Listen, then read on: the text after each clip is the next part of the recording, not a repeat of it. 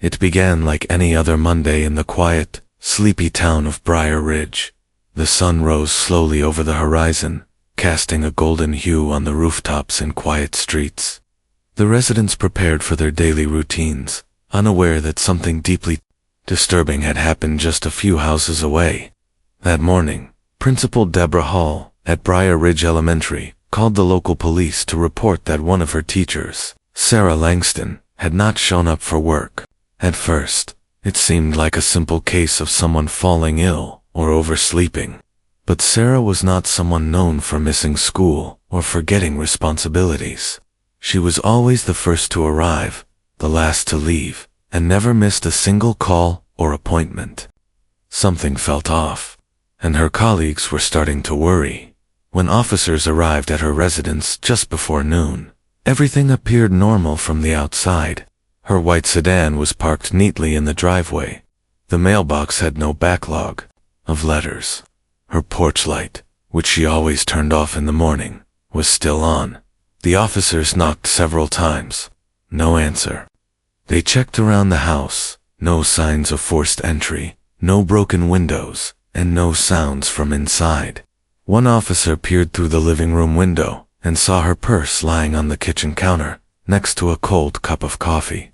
Her cell phone was still charging on the table. The house was eerily still, with no response and increasing concern. Officers contacted Sarah's sister, Emily Langston, who arrived within 30 minutes and gave permission for a wellness check entry. Once inside, police found the house undisturbed. The living room was neat, the kitchen spotless, and nothing appeared to be missing. But there were subtle things that began to raise suspicion. A chair was slightly askew in the hallway. A bedroom drawer hung open just a little.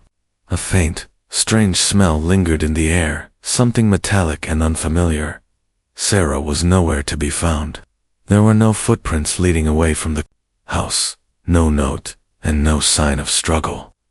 The front door's lock appeared to be untouched. She had simply vanished, as though she had walked into thin air. Detectives began canvassing the neighborhood, speaking with neighbors, delivery drivers, and anyone who might have seen or heard anything. But everyone said the same thing. It had been a quiet night. No screams, no alarms, no cars speeding away. In the middle of the night, nothing. That's when Officer Linda Garrett noticed a small device mounted to a lamppost across the street. It was one of the new smart security cameras the town had installed as part of their public safety initiative. The camera had a direct view of Sarah's front door. Police contacted the city surveillance team, and within an hour, they had access to the footage from the night before. What they saw sent chills down their spines. At precisely 4:03 a.m., a man in a gray hoodie appeared on the screen. He approached Sarah's house carefully, avoiding the light from the front porch. He moved with purpose. He did not knock. Instead, he pulled out what appeared to be a key and let himself in without hesitation. Then nothing. The camera showed no movement for nearly 2 hours. At 5:57 a.m., the man exited the house, wearing the same hoodie, the hood pulled tight around his face. In his hand, he carried a large black duffel bag. He walked away from the house, casually, calmly, as if he had just finished a night shift. He vanished into the early morning darkness, leaving behind a house that looked untouched, but WASN single quotes. Suddenly, the case shifted from a missing person to a suspected abduction or even murder. But without a body or any physical evidence of a struggle, police couldn't officially declare a crime had occurred. Still, they were convinced something had gone terribly wrong. They returned to Sarah's house with a forensic team to search more thoroughly. UV light scans revealed faint traces of blood on the hardwood floor in the hallway, and a single fingerprint on the inside of the closet door that didn't match. Sarah or Emily. The breakthrough came in the bedroom, hidden behind a row of books. On a high shelf, officers found a small security camera one Sarah had installed herself. It wasn't connected to the cloud or any online service. It saved footage locally on an SD card, and the card was still inside. The camera's lens had a wide view of the bedroom and part of the hallway beyond the door. Detectives took the device to the lab and played back the footage. What they saw confirmed their worst fears. The hidden camera had recorded everything. The man in the gray hoodie entering the bedroom, Sarah's terrified reaction, the struggle, and the fatal act. She had tried to fight back, but it was clear he had overpowered her quickly. The man was careful, almost mechanical, in the way he moved, like someone who had rehearsed this. He wore gloves, left minimal trace evidence, and cleaned up thoroughly afterward. But what he didn't know was that he had been watched the entire time, from a camera hidden in plain sight. The killer had believed he erased all evidence of the crime, but Sarah had anticipated danger. She had taken precautions, and because of that, her final moments, tragic and horrifying, had been captured. Now, detectives had both a suspect and a starting point. But who was the man in the gray hoodie, and where had he gone? The man in the gray hoodie had changed everything. In just a few minutes of silent footage, he turned a missing person case into a full-blown homicide investigation. Detectives watched the video again and again, focusing on every frame. The way he walked, the way he used the key, the way he glanced over his shoulder only once. His movements were deliberate, precise, calculated. This wasn't random. This wasn't a burglary gone wrong. This was planned. The camera footage, however, didn't give them a clear face. The camera was mounted too far away, and the man had kept his hood tight around his head. His face was obscured in every frame, but there was one thing they did notice: his build and posture looked familiar. Detective Marla Jennings compared the footage to Sarah's phone records and social media. Within hours, a name resurfaced: Michael Reeves. Michael was Sarah's ex-boyfriend. The relationship had ended badly just 2 months prior. Sarah had filed a restraining order after Michael had shown up at her job and caused a scene in the parking lot. He had screamed at her, accused her of ruining his life, and threatened to take back control. He was warned by police to stay away. The court granted the order immediately, but Sarah had told her sister Emily that she still felt watched. She suspected someone had been following her at night. She told Emily she was going to get a hidden camera, just in case. Now, it was clear she had been right. Detectives dug deeper into Michael's recent activities. They learned he had once lived with Sarah, and even though he'd moved out months ago, he might still have a copy of her house key. That would explain how he entered without forcing his way in. A check of Michael's last known address revealed he had not been home in days. His car, an old blue Honda Civic, was parked outside his apartment, but inside, the place looked like it hadn't been touched for at least a week. Officers obtained a search warrant and went through every drawer, closet, and corner of his home. In the bedroom closet, buried under a pile of old clothes, they found something shocking: a box labeled Sarah. Inside were photos of her, some taken from a distance, some clearly without her knowledge. Notes were scribbled across many of them, angry phrases like liar, betrayer, and deserved it. Beneath the photos were items she had likely thrown away: a scarf, a receipt from a coffee shop, even a dried flower from a bouquet he once gave her. It was a shrine of obsession. In the garage, another discovery made the investigation darker. Officers found a set of journals, dozens of notebooks filled with Michael's handwriting. The entries were troubling.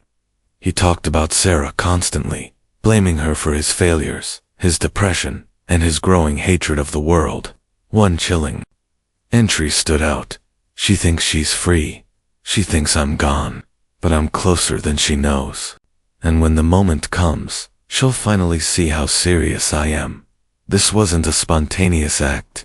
This was a long-standing obsession that had turned deadly. And now, with Sarah gone, Michael was on the run.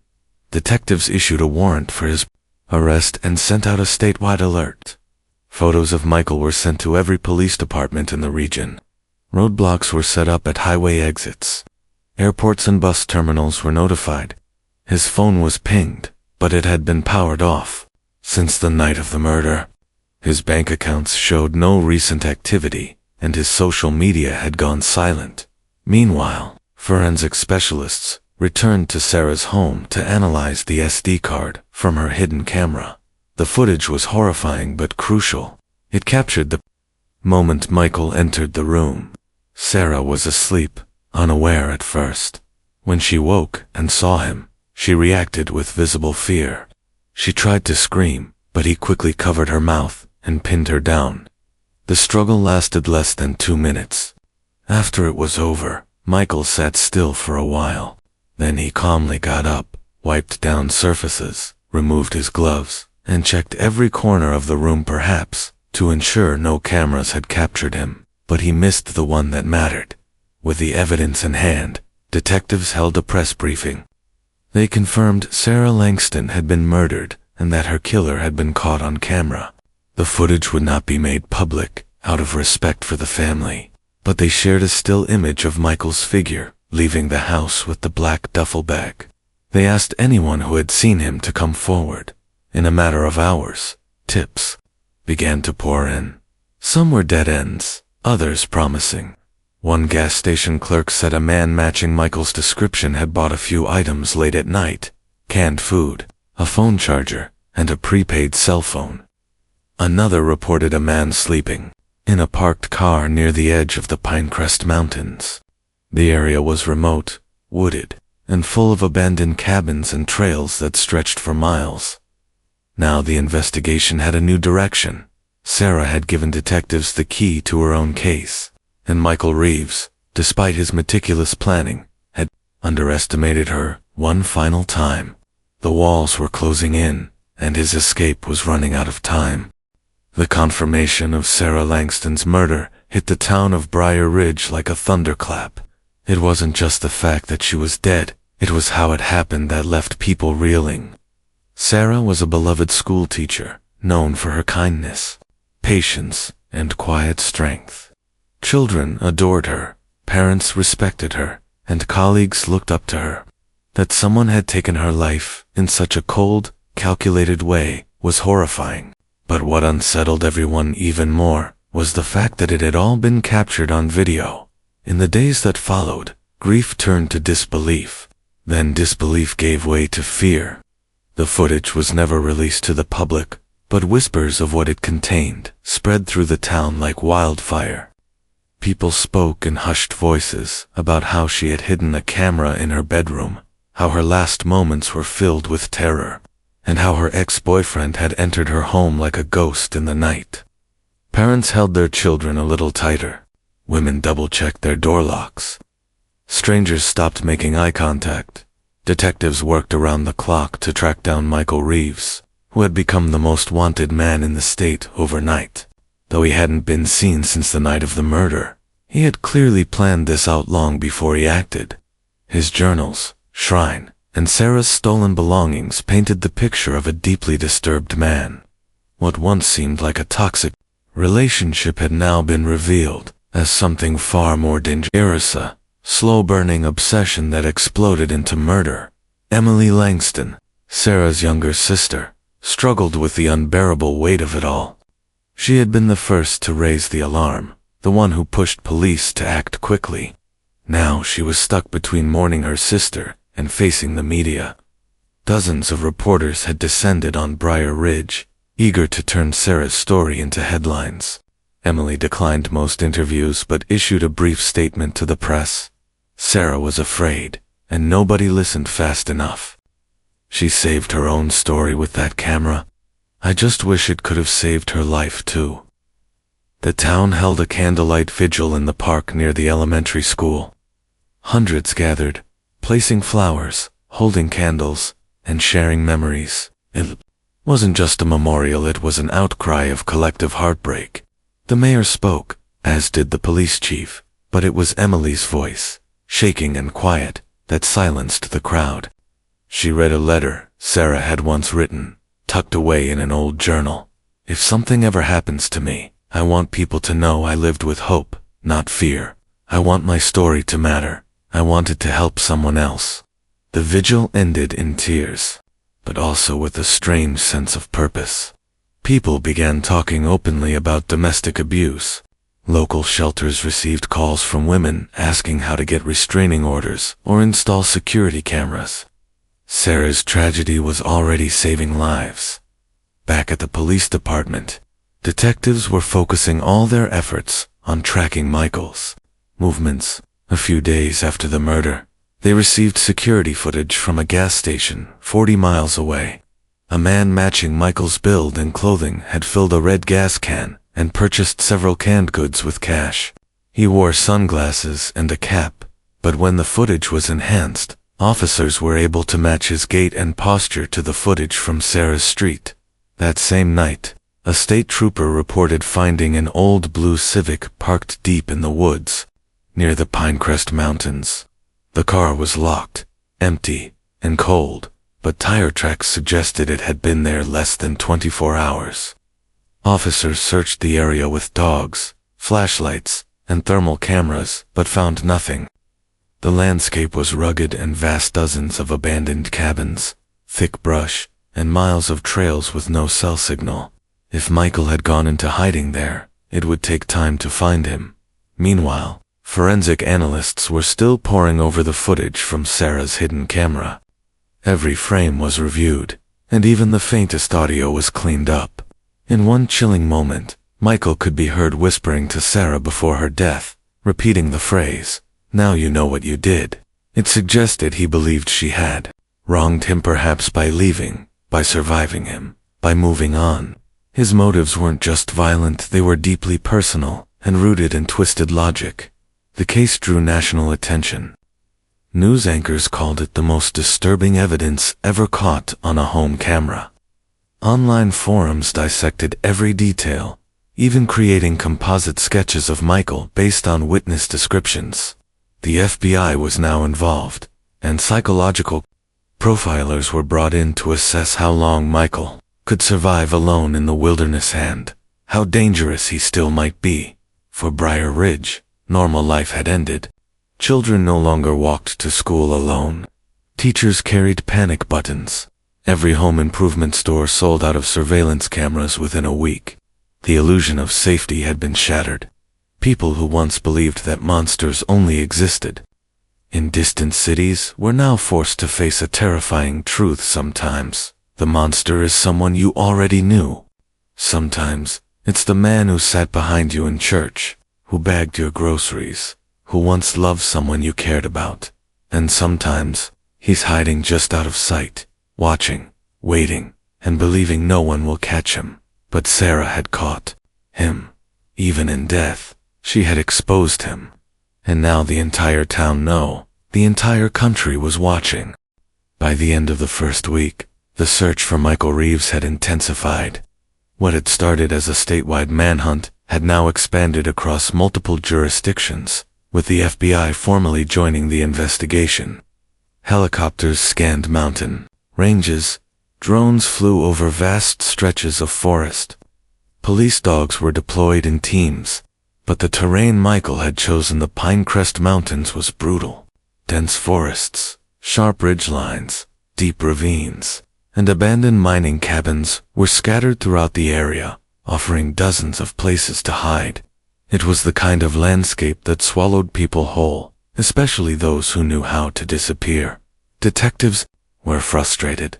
Michael had planned his escape just as carefully as he had planned Sarah's murder. His journals revealed that he had long fantasized about retreating into the woods to live off the grid if things ever went wrong. Investigators learned he'd previously visited the Pinecrest area and once stayed in a hunting cabin owned by a friend of a friend. When questioned, that friend admitted Michael had asked detailed questions about survival gear, water filtration, and even how to build a solar battery. Then came the break they had been waiting for. A hiker reported seeing someone moving through the trees near an old fire trail, close to one of the abandoned cabins that dotted the forest. He didn't get a good look, but said the man seemed to be carrying a black duffel bag and wearing a gray hoodie. The report immediately drew interest. A tactical team was deployed that same night. Officers hiked nearly 4 miles through heavy brush to reach the cabin. It sat in a clearing, surrounded by dead leaves and rotting wood. The windows were broken, and the door hung slightly off its hinges. At first glance, it looked deserted, but signs of life were everywhere. A fire pit was still warm. There were fresh boot prints in the mud.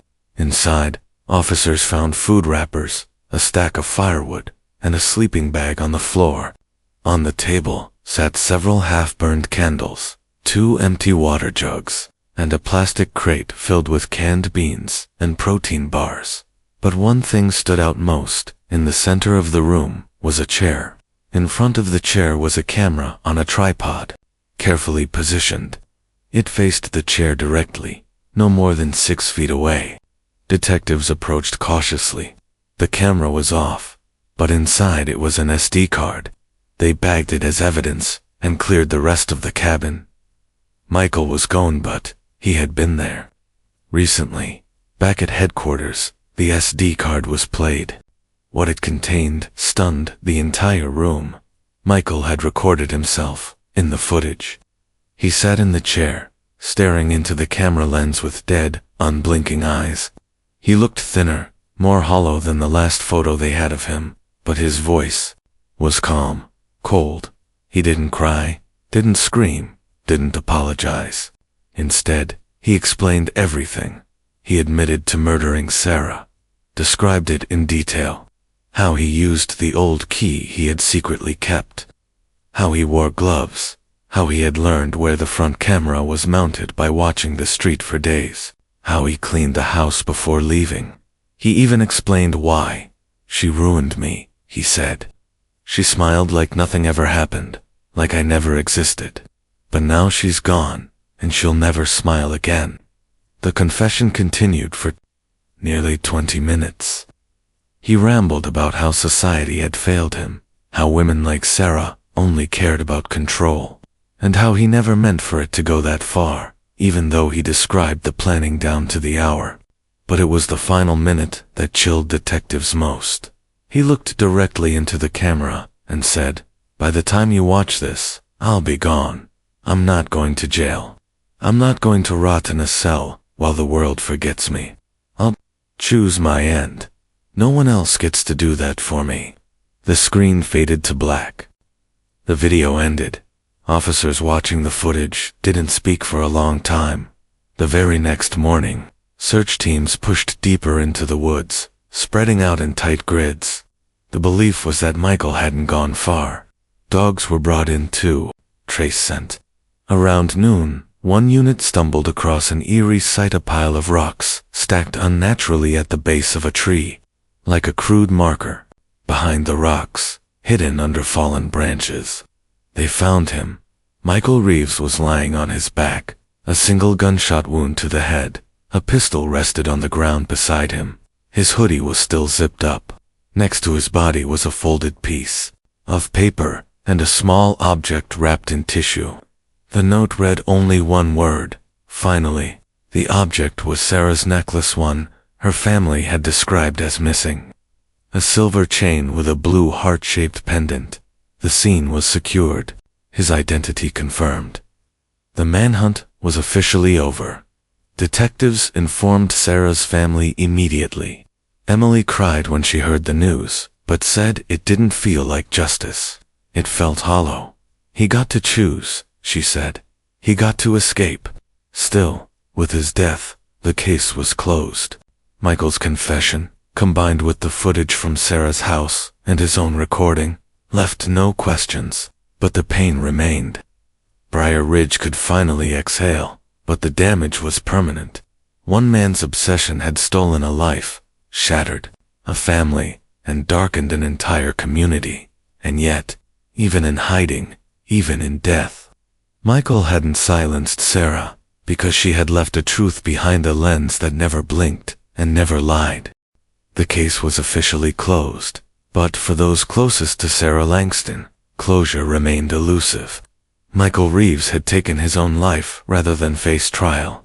There would be no courtroom testimony, no sentencing, no moment where Sarah's family could look him in the eyes and demand answers. He had controlled the narrative from beginning to end, planning the murder. evading law enforcement, and choosing how his life ended. For many in Briar Ridge, it felt like he had escaped consequences once again. But what he didn't control was the legacy left behind. Sarah's story didn't vanish with her killer's death.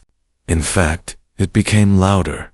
The camera she had hidden had done more than record a murder. It preserved her voice. The footage, though never released publicly, became the cornerstone of police training videos and domestic violence awareness seminars. Law enforcement officers across the state used the case to learn how quickly obsession could spiral into violence, and how important it was to take threats seriously before it was too late. Emily Langston, still reeling from the loss of her sister, found purpose in the aftermath. With help from local donors and legal advocates, she created the Sarah Langston Foundation, dedicated to providing home security devices, legal resources, and emergency relocation for individuals in abusive relationships. She began speaking at universities, shelters, and law enforcement conferences. Her message was clear. Sarah had done everything right. She got the restraining order. She cut ties. She even told people she felt unsafe. But still, she was murdered. The system wasn't enough. It had failed her, as it failed so many others. What saved the case was not an institution, but Sarah's own foresight. That hidden camera had turned her death into undeniable evidence. It told the story no one else could. It exposed Michael, not just as a killer, but as a manipulator, a planner, and a man who had spent years building toward violence. As the months passed, the town of Briar Ridge began to heal slowly, cautiously. A mural was painted on the side of the elementary school where Sarah had taught. It showed an open book turning into wings, with her name beneath it. The school's library was renamed in her honor. Her students, many of them still too young to understand what had happened, left handwritten notes and drawings on her birthday. Some said she was their favorite teacher. Some said they missed her smile. Detectives who had worked the case admitted privately it was one of the most haunting of their careers. Not because of the brutality, but because of how close it had come to being unsolved. If not for that tiny hidden lens, the case might have gone cold. Sarah's body was never recovered. Michael had taken that secret with him, but the footage left no doubt, and that made all the difference. 1 year after her murder, Emily stood at the podium of a statewide crime prevention summit. She held up a small device, a home security camera, not much bigger than a deck of cards. "This," she said, "is what gave my sister justice. But it shouldn't have come to that.